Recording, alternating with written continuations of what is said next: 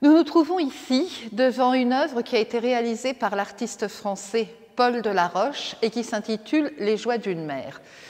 Cette huile sur toile donc représente la famille de Paul Delaroche, c'est-à-dire son épouse Louise, avec laquelle il s'est marié en 1835, son fils Horace et son fils Philippe. Au premier coup d'œil, nous rendons compte que le peintre a représenté sa femme à l'instar d'une Madone de la Renaissance italienne. Paul Delaroche est un peintre d'histoire, c'est un artiste historiciste qui fait revivre les grands courants et les grands artistes du passé.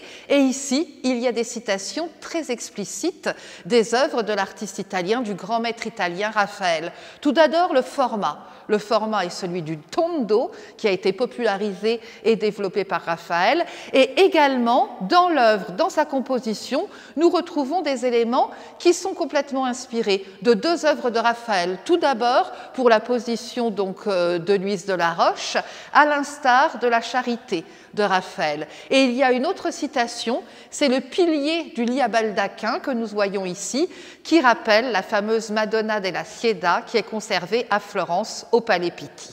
Alors, bien évidemment, cette scène d'amour maternel est tout à fait théâtralisée, de par la composition pyramidale, de par la richesse également des textiles, de la tenture, de tous ces moirés. Il y a une élégance qui est absolument emphatique, et c'est bien évidemment ce que l'on va retrouver de manière récurrente dans les œuvres de Delaroche.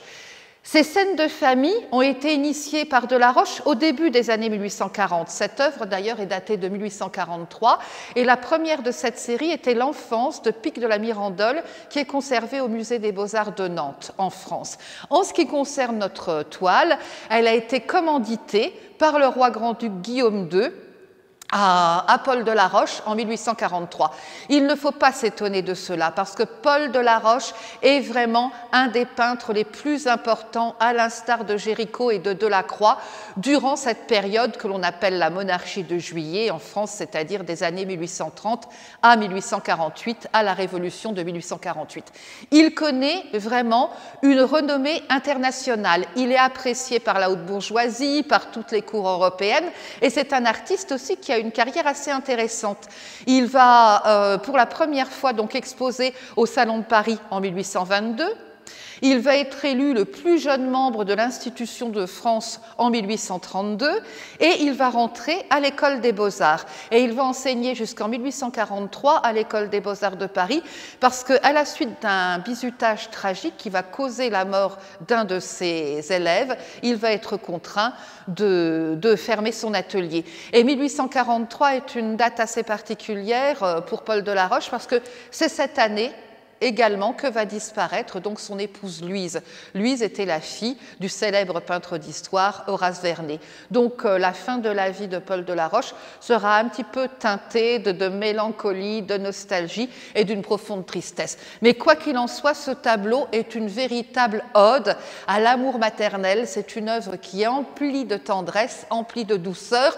Et remarquez aussi le geste de Philippe qui est en train de caresser la tête de son petit frère et Horace, avec sa mine un petit peu bougonne, qui nous regarde, qui interpelle le spectateur et qui l'invite à s'abîmer dans cette toile et à participer à cet échange tout à fait charmant d'amour maternel. Alors, l'œuvre a une origine donc très prestigieuse, je vous l'ai précisé tout à l'heure, elle a été commanditée par le roi grand-duc Guillaume II. Et comment est-elle arrivée dans nos collections? C'est parce qu'elle a été acquise par Jean-Pierre Pescator le 12 août 1850 lors de la vente donc, des collections du souverain à La Haye. Et cette œuvre est vraiment donc caractéristique, je le répète, de ce que l'on appelle le goût bourgeois et caractéristique de ces grands peintres de la monarchie de Juillet. Voilà quelques années, lors d'élections présidentielles en France, un célèbre publiciste a dit que si l'on n'avait pas une Rolex à l'âge de 50 ans, on pouvait considérer qu'on n'avait pas réussi sa vie.